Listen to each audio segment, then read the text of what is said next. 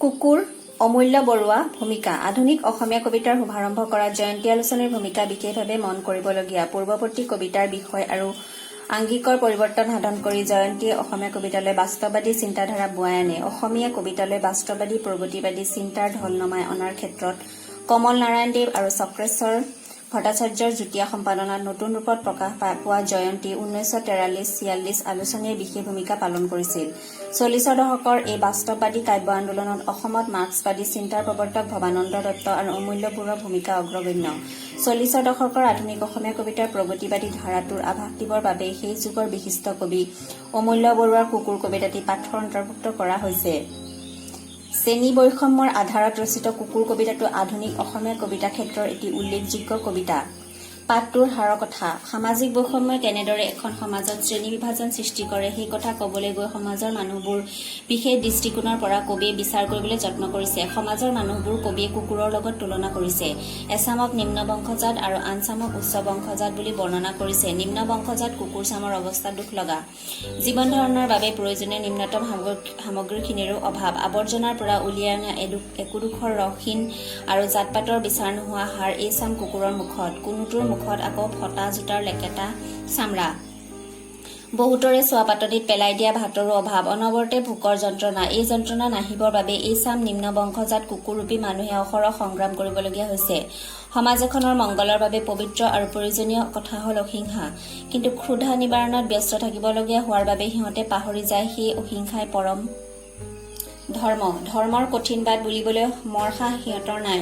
ক্ষুধাৰ যন্ত্ৰণা আৰু লোভৰ বাসনাত নিৰহ হাড় আৰু লেটেকা চামৰাও সিহঁতৰ বাবে হৈ পৰে প্ৰটিনৰ দৰে কোমল। সিহঁতৰ জীৱন ধাৰণৰ এই পদ্ধতিয়ে সৃষ্টিৰ এক পুৰণি প্ৰশ্ন অধিক জটিল কৰি তোলে। খাবৰ বাবে আমি জীয়াই আছো নে জীয়াই থাকিবৰ বাবেই খাইছো? খাবৰ বাবে জীয়াই থাকিবলৈ যিখিনি আহিলা বা সম্পদৰ প্ৰয়োজন সেইখিনিও দৰিদ্ৰসকলৰ নাই। আনহাতে জীৱৰ বাবে খাবলৈও খাদ্যৰ নামত পায় মহামাৰী বীজ। সিহঁত নিৰূপায় মৃত্যুক যেন নিজে আমন্ত্ৰণ কৰিবলৈ বাধ্য। এই নিম্ন শ্ৰেণীৰ কুকুৰ চামৰ সৃষ্টি কৰিছে, কিন্তু বৰ্তমান খাবৰ বাবে জীয়াই থাকিবলৈ যিখিনি আহিলা বা সম্পদৰ প্ৰয়োজন সেইখিনি সিহঁতৰ নাই। আনহাতে জীৱৰ বাবে খাবলৈও খাদ্যৰ নামত পায় মহামাৰীৰ বীজ। সিহঁত নিৰূপায় মৃত্যুক যেন নিজে আমন্ত্ৰণ কৰিবলৈ বাধ্য। এই নিম্ন শ্ৰেণীৰ ৰূপী মানুহৰ কুকুৰ সৃষ্টি কৰিছে, কিন্তু বৰ্তমান সময়ৰ সভ্যতাই এই খাবলৈ নোপোৱা দলটোৱেই শোষকৰূপী প্ৰভুসকলৰ ঐশ্বৰ্যৰ চন্দুকটোৰ ৰাতিৰ আন্ধাৰৰ গোপন ৰখীয়া।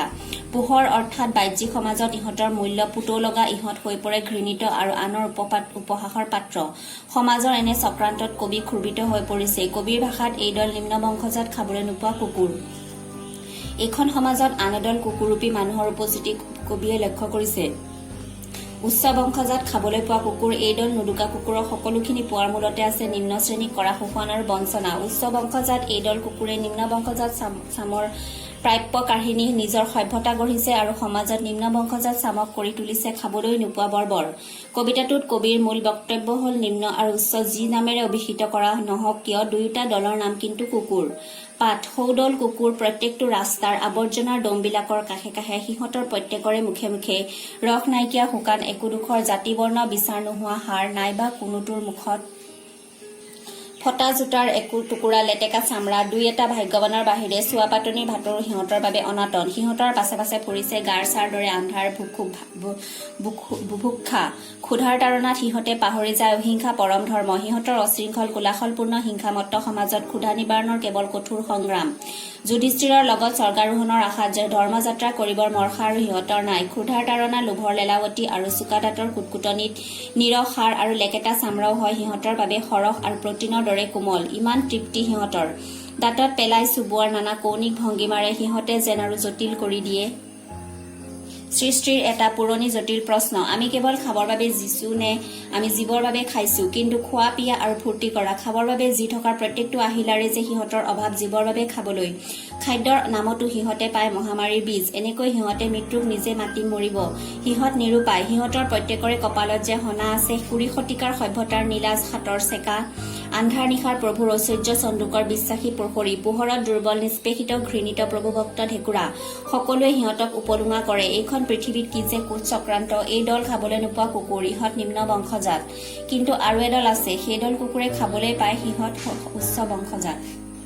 সেই দলৰ খাবলৈ পোৱাৰ সভ্যতাত গঢ়ি উঠিছে এই দলৰ খাবলৈ নোপোৱাৰ বৰ্বৰতা। দুই দলৰ নাম কুকুৰ শব্দাৰ্থ লেকেটা আঠাযুক্ত যিটো লাগি ধৰে বা সহজে নাভাগে। বুক্ষা ক্ষুধা ভোজনৰ ইচ্ছা, প্ৰটিন, মাংস, সাৰ, দেহ নিৰ্মাণকাৰী দ্ৰব্য, ঐশ্বৰ্য চন্দুক, ধন সম্পত্তিৰ পেৰা বা বাকচ। লেখক পৰিচিতি অমূল্য বৰুৱা। অমূল্য বৰুৱাৰ 1922 চনত যোৰহাটত জন্ম হয়। 1946 চনত মাত্ৰ 24 বছৰ বয়সতে কলিকতাৰ সাম্প্ৰদায়িক সংঘৰ্ষত প্ৰাণ হেৰুৱায়। এই চুটি জীৱনত তেওঁ সাম্প্ৰতিক অসমীয়া কবিতাৰ পথাৰখন চাহ কৰি অসমীয়া কাব্য সাহিত্যৰ বুৰঞ্জীক এক চিৰস্মৰণীয় অভিলেখ সৃষ্টি কৰি থৈ যায়। তেওঁৰ দ্বাৰা ৰচিত কেইটামান কবিতা নন্দ তালুকদাৰে সংকলিত কৰি 1964 চনত অচিনা নাম দি প্ৰকাশ কৰিছিল। অসমীয়া প্ৰগতিবাদী কবিতাৰ ধাৰাটো দ্বিতীয় মহাযুদ্ধৰ পিছৰ পৰা প্ৰবাহিত হয়। দ্বিতীয় মহাযুদ্ধই অসমীয়া কবিতাৰ পূৰ্বৰ সুঁতিটোৰ গতিপথ সলনি কৰে। যুদ্ধোত্তৰ যুগৰ কবিসকলে সমাজবাদী প্ৰগতিশীল চিন্তাধাৰা তেওঁলোকৰ কবিতাৰ মাজেদি দাঙি ধৰে। অসমীয়া ৰোমান্টিক কবিতাৰ বিৰুদ্ধে সচেতনভাৱে বিদ্ৰোহ কৰি অসমীয়া কবিতালৈ প্ৰগতিবাদী চিন্তাৰ সোঁত বোৱাই অনাৰ ক্ষেত্ৰত কমল নাৰায়ণ দেৱ আৰু চক্ৰেশ্বৰ ভট্টাচাৰ্যৰ যুটীয়া সম্পাদনাত নতুন ৰূপত প্ৰকাশ পোৱা জয়ন্তী 1943-46 আলোচনীয়ে বিশেষ ভূমিকা পালন কৰিছিল। জয়ন্তী গোষ্ঠীৰ কবিসকলৰ ভিতৰত অমূল্য বৰুৱা অন্যতম। কুকুৰ নামৰ কবিতাটো অচিনাৰ পৰা লোৱা হৈছে। পাঠগত চমু প্ৰশ্ন 1. কুকুৰ নামৰ কবিতাত কবিয়ে কেই শ্ৰেণী কুকুৰৰূপী মানুহৰ কথা উল্লেখ কৰিছে সেই শ্ৰেণী দুটাক কবিয়ে কি নামেৰে অভিহিত কৰিছে? 2. নিম্ন বংশজাত কুকুৰ চামক কবিয়ে ক'ত লগ পাইছে, সিহঁতৰ মুখত কি পোৱা যায়? 3. দুই এটা ভাগ্যৱানৰ বাহিৰে আনবোৰ কিশোৰ অভাৱ বুলি কৈছে। 4. ভোকৰ তাৰণত সেই চাম দৰিদ্ৰ মানুহে কি পাহৰি যায়? 5. সিহঁতৰ সমাজখন কেনেকুৱা? 6. কাৰ লগত কিহৰ আশাত ধৰ্মযাত্ৰা কৰিবৰ সাহস এই চাম কুকুৰৰূপী মানুহৰ নাই বুলি কবিয়ে কৈছে? 7. সিহঁতৰ বাবে কি কি বস্তু সৰহ আৰু প্ৰটিনৰ দৰে কোমল হয়? 8. দাঁতত পেলাই চুবাই খোৱা ভংগীমা কেনেধৰণৰ? সেই ভংগীমাই সৃষ্টি কেনেধৰণৰ প্ৰশ্ন জটিল কৰি দিয়ে বুলি কবিয়ে অনুভৱ কৰিছে? 9. জীয়াই থকাৰ আহিলা হিচাপে 3টা বস্তুৰ প্ৰয়োজনীয়তা কবিয়ে স্বীকাৰ কৰিছে। সেই 3টা আহিলা কি কি? 10. জীৱৰ বাবে খাবলৈ সিহঁতে প্ৰকৃততে কি পায়? 11. মৃত্যু এই চাম কুকুৰৰ জীৱনলৈ নিজে নিজে আহেনে? 12. সিহঁতৰ প্ৰত্যেকৰ কপালত কি সনা আছে? 13. যিদল কুকুৰৰূপী মানুহে খাবলৈ পায় সিহঁত কোন বংশজাত? সেই দলে কেনেকৈ খাবলৈ পায়? 14. সেই দলৰ সভ্যতা কেনেধৰণৰ? সেই সভ্যতাই আন দলৰ বাবে কেনেধৰণৰ পৰিস্থিতিৰ সৃষ্টি কৰে? 15. দুয়ো দলক কুকুৰ বোলাৰ কাৰণ অতি চমুকৈ উল্লেখ কৰা। বহলাই লিখা। 1. কুকুৰ প্ৰতীকটোৰে কবিয়ে প্ৰকৃততে কি কবলৈ বিচাৰিছে লিখা। 2. কবিয়ে প্ৰকাশ কৰা কুকুৰৰূপী মানুহে ক্ষুধা নিবাৰণৰ বাবে কেনেধৰণৰ সংগ্ৰাম কৰিব লগা হয় বুজাই লিখা। 3. আমি কেৱল খাবৰ বাবে জীছো নে আমি জীৱৰ বাবে খাইছো? এই উদ্ধৃতিৰ মাজত কি ভাৱ লুকাই আছে লিখা। 4. জীৱৰ বাবে খাবলৈ কবিয়ে উল্লেখ কৰা কুকুৰৰ শ্ৰেণীটোৱে পাইছেনে? যদি পোৱা নাই তাৰ পৰিৱৰ্তে সিহঁতে কি খাইছে বুলি কবিয়ে কবলৈ বিচাৰিছে বুজাই লিখা। 5. দুই দলৰ নাম কুকুৰ। কবিয়ে কি দুদল কুকুৰৰ কথা কবলৈ বিচাৰিছে বুজাই লিখা। 6. কুকুৰ কবিতাত অসমীয়া প্ৰগতিবাদী কবিতাৰ ধাৰা কিদৰে প্ৰকাশ পাইছে লিখা। 7. প্ৰসংগ সংগতি দৰ্শাই ব্যাখ্যা কৰা। ক. সিহঁতৰ অশৃংখল কোলাহলপূৰ্ণ হিংসামত্ত সমাজত ক্ষুধা নিবাৰণৰ কেৱল কঠোৰ সংগ্ৰাম। যুধিষ্ঠিৰৰ লগত স্বৰ্গাৰোহণৰ আশাত ধৰ্মযাত্ৰা কৰিবৰ মৰসাহ আৰু সিহঁতৰ নাই। খ. সিহঁতৰ প্ৰত্যেকৰে কপালত যেন সনা আছে 20 শতিকাৰ সভ্যতাৰ নীলাজ হাতৰ চেকা। টোকা. যুধিষ্ঠিৰৰ লগত সিহঁতৰ নাই। যাৰ ডুবিলা দুমুঠি অন্নৰ কাৰণে কঠোৰ সংগ্ৰাম কৰিবলগীয়া অৱস্থা তেনেজনৰ ঈশ্বৰ চিন্তা পৰলোকৰ চিন্তা আদি কৰাৰ অৱসৰ নাই। লোকৰ এৰাশা বিচাৰি জীয়াই থাকিবলৈ চেষ্টা কৰা এনে লোকক কবিয়ে কুকুৰ বুলিছে।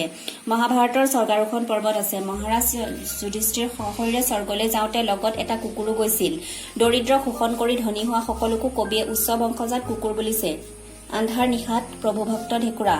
নিজে আধাপেটি হৈও থাকিও পৰক শোষণ কৰি ধনী হোৱা লোকৰ ঘৰত নিষ্ঠাৰে পহৰা দিয়া লোককো কবিয়ে কুকুৰ শ্ৰেণীত পেলাইছে। খোৱা পিয়া আৰু স্ফূৰ্তি কৰা এইষাৰ কথাই জীৱনক অতি বিলাসীভাৱে গ্ৰহণ কৰা বৰ্তমানটোৱে জীৱনৰ সকলো বুলি ভবা এক মতাদৰ্শৰ কথালৈ আঙুলিয়াইছে।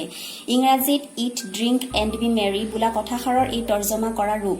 প্ৰাচীন ভাৰতৰ মুনি চাৰ্বাকৰ দাৰ্শনিক চিন্তাটো ইয়াৰ মৰ্মিতা অনুভৱ কৰা হয়।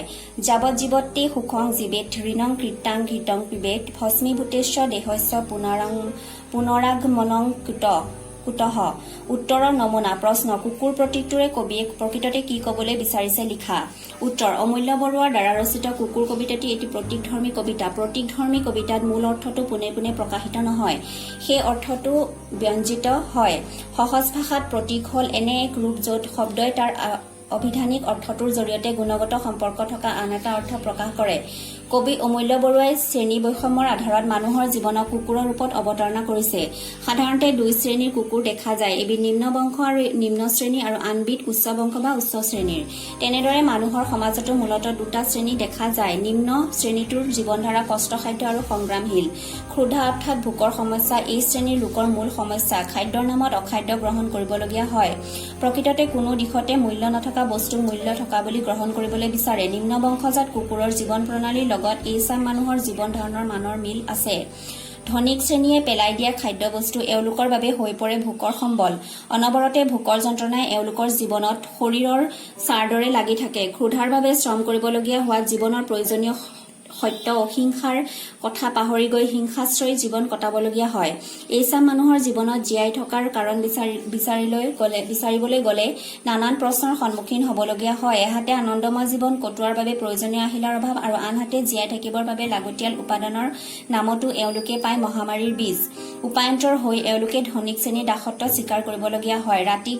ৰাতি ধনিক শ্ৰেণীৰ ধনৰ ৰখীয়া, দিনক কিন্তু তেওঁলোকৰ উপহাসৰ পাত্ৰ। এচাম মানুহ আছে যি চাম উচ্চ বংশৰ বা সহজ ভাষাত ধনিক শ্ৰেণীৰ। এওঁলোকৰ জীৱন বিলাহী জীৱন। খাদ্যৰ অভাৱ এওঁলোকৰ নাই। তেনেদৰে উচ্চ বংশজাত কুকুৰ শ্ৰেণীটো ঘৰৰ মালিকৰ পৰা খাদ্য আৰু আন ক্ষেত্ৰত সকলো সুবিধা লাভ কৰে। এই চাম মানুহে যি আৰামদায়ক বিলাসীপূৰ্ণ সভ্যতাৰ অংশীদাৰ হৈছে তাৰ গুৰিতে আছে নিম্ন শ্ৰেণীৰ শ্ৰমজীৱী মানুহক কৰা শোষণ নিষ্পেষণ। নিম্ন বা সুহিত শ্ৰেণীৰ সুবিধা কাঢ়ি আনি এই চামে বিলাসী সভ্যতাৰ সৃষ্টি কৰিছে আৰু অনুক্ৰমে সমাজত দুখীয়া শ্ৰেণীটোৰ ক্ষুধাৰ বৰ্বৰতাৰ জন্ম দিছে। প্ৰতীকধৰ্মী এই কবিতাটোত কবিয়ে প্ৰকাশ কৰা মূল সত্যটো হ'ল জীৱন ধাৰণৰ পাৰ্থক্য থাকিলেও দুই শ্ৰেণীৰ নামেই কুকুৰ।